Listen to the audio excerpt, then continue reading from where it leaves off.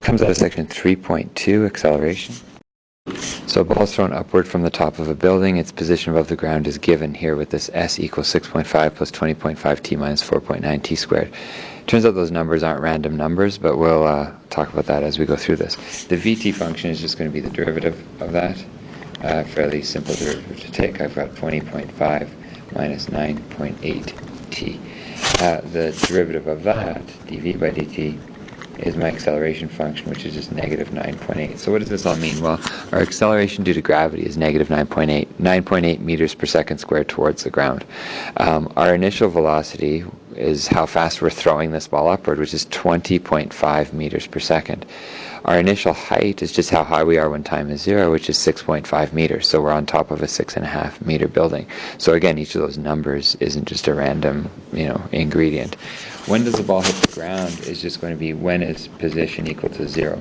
So you end up with this, solving this thing, and I would suggest using quadratic equations. Say, okay, 4.9 t squared plus 20.5 t plus 6.5 equals 0.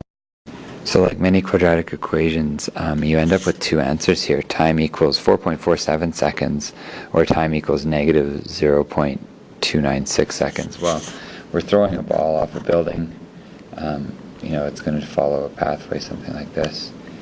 The 4.47 seconds is the time that we're interested in.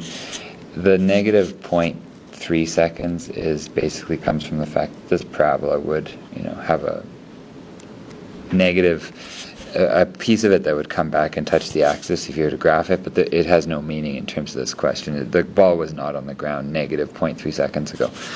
How high at the highest point is an interesting question, but again, looking at this pathway that the ball passes, it's this highest point that I'm talking about. The important thing to understand here is that the velocity there is going to be 0. That you throw it with this, initial velocity of 20.5, and because of gravity it slows, stops instantaneously, and then comes down hard to the ground. So we're looking for where does velocity equal 0, which is a slightly easier equation to solve, only because it doesn't require any quadratic. We're just saying, where does that equal 0? So if 9.8 t equals 20.5, t equals 20.5 over 9.8, which gives me approximately 2.1 seconds. Now, that's not what the question asked. It said how high. So if I left it at 2.1 seconds, I'd be making a bit of a mistake. I need to say, well, how high is it then? 6.5 plus 20.5 times 2.1 minus 4.9 times 2.1 squared, and I'll get my highest point. And I get that this thing goes approximately 27.9 meters above the ground.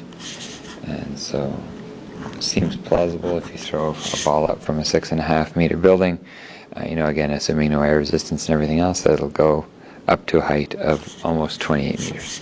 So there's an acceleration question, and really that's about as much as you get to in 3.2.